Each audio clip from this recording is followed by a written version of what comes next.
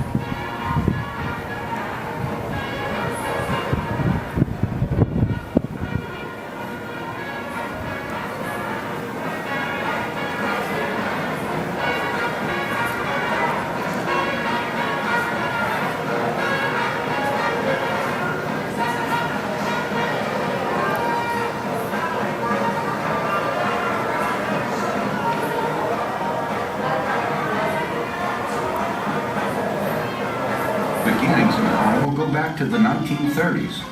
During the Great Depression, Roy Kern, a fine artist, had to earn a living as a sign painter, painting ships' names, smokestacks, and anything else to make ends meet for his family. His son Blaine helped his dad paint floats for the crew of NOLa, named for Algiers, Louisiana, just across the river from New Orleans. Those early floats were all built on the frames of former garbage wagons and pulled by mules. Blaine's talents caught the eye of the captain of NOLa, and Blaine eventually was contracted to build his first carnival parade. Then came the crews of Choctaw, Okeanos, and the king of carnival, Rex. Zulu and a host of other crews also joined the Kern artists, and the list of parades grew longer and longer. Then, Blaine Kern changed the future of carnival forever. In 1968, he co-founded the crew of Bacchus, the first non-traditional super crew. Endymion and later the crews of Orpheus and then Muses continued the spectacle and popularity of the super crews. And the Kern artists design and build them all. Today, Blaine Kern Artists is run by Blaine's son, Barry, who handles the family businesses of float building, prop creation, and sculptures not only for floats, but casinos, museums, and venues all over the world. Blaine's youngest son, Brian Kern, books, directs, and stages lavish parties among the super floats of Carnival at Mardi Gras World. Barry and Brian grew up in the business, ensuring future creative Kern touches that make Mardi Gras magical.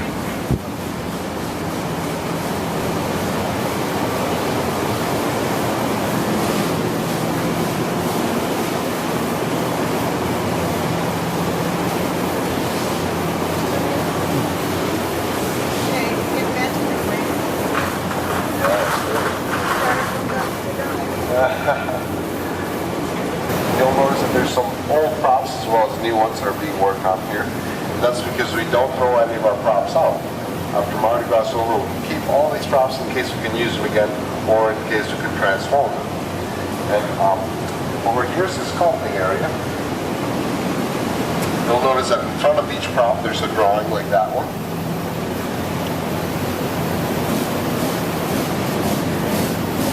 So that's what the artists get. They use that to get an idea of what the prop is and make a small version of it called the maquette, which they slice up and project onto those 4x8 sheets up there. They then cut out the silhouettes, glue them together using insulation foam, and then start sculpting them. Eventually they sand them down and bring them to the paper mache artists over there. from there it goes to the painters. And they're reinforced with wood from inside so they don't break. Yeah, you don't want them to break mid-parade. And they have wooden bases so that a forklift can move them. So all these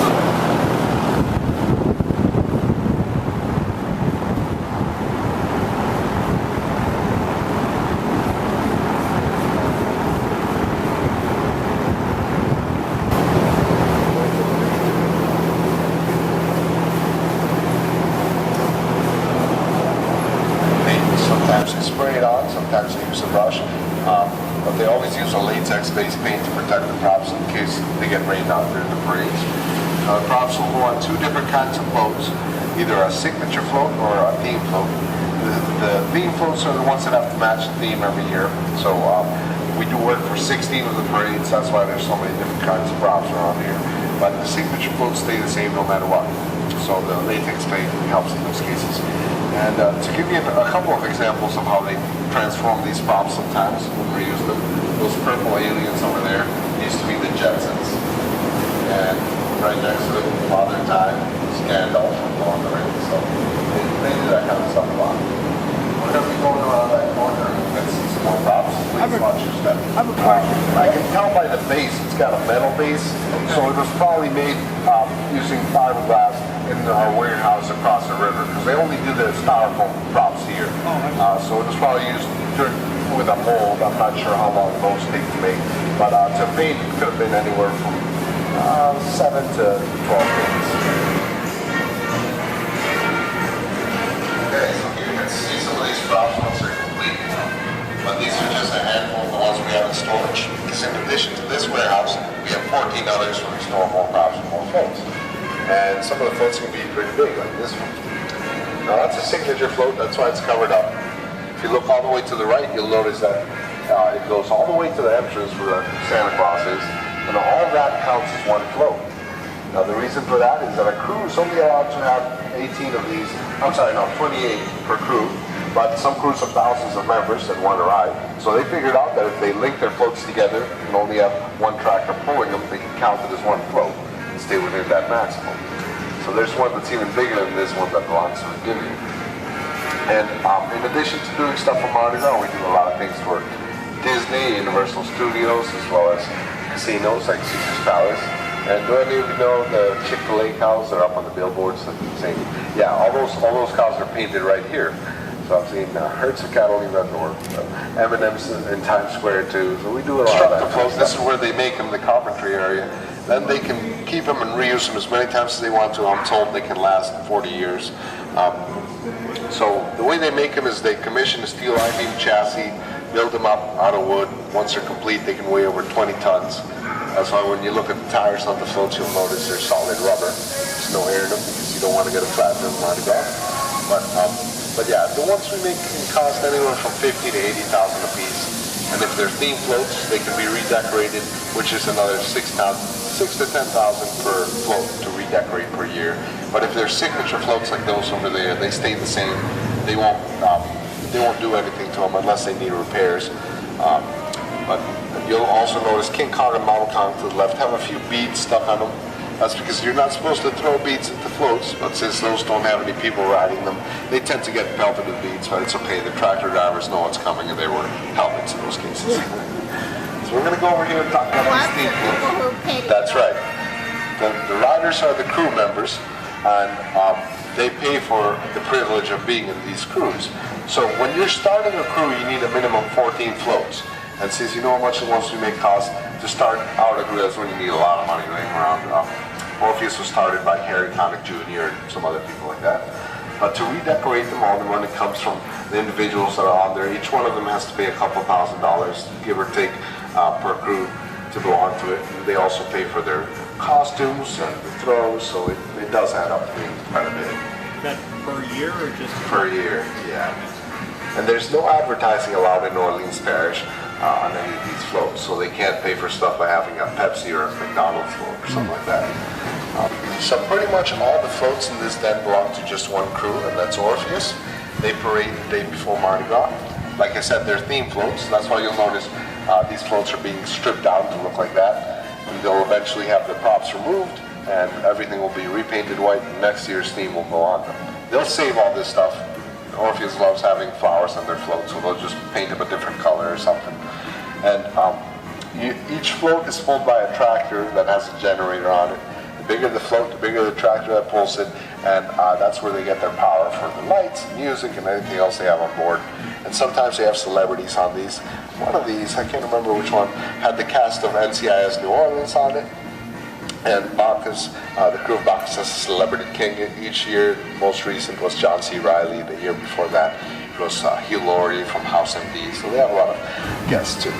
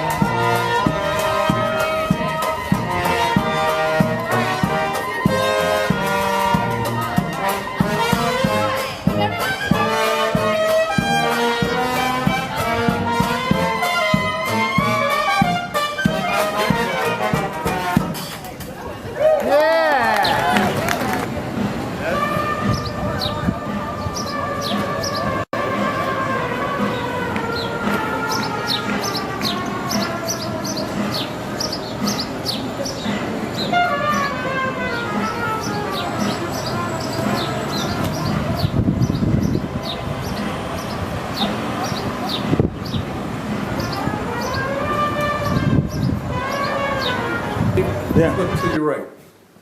Yeah, I saw the Rodriguez picture. Yeah. George gave me this. He said, "I want to buy this place." So, Yeah. and this is the Imperial Brass Band. I don't. It's the last album. It's a CD. I mean a CD, An LP. it's Yeah. an LP, but I don't have any albums left. So I've got to record, digitize that thing. So Yeah. I took it off What the is wall.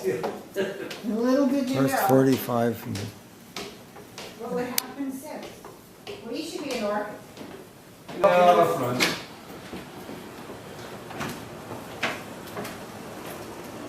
This is a little balcony? Little balcony in the front. Oh, I see. Look at this. Well, These buildings, okay.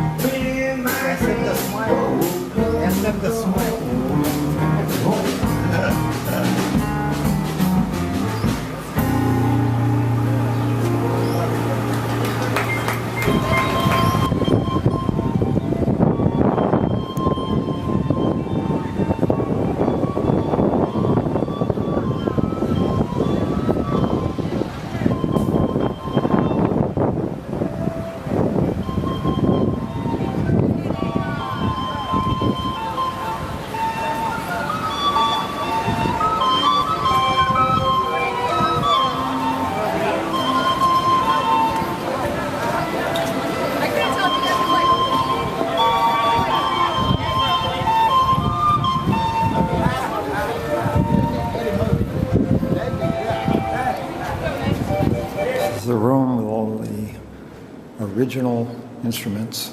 This is Gatemouth Brown. And this is his fiddle, post-Katrina. That's the way it was found. Here we have Sidney Bechet's soprano saxophone, Kid Ory's trombone.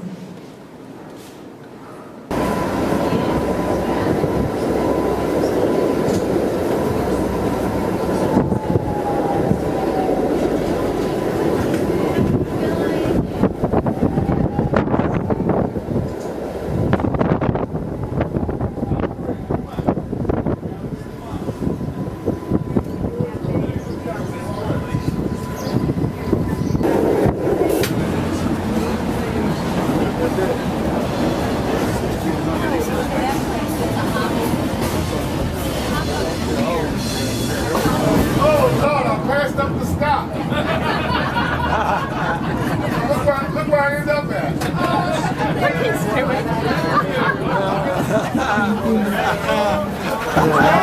We're getting ready to go back. All we did was change the seats in the other direction. The driver moves up to the front. Here we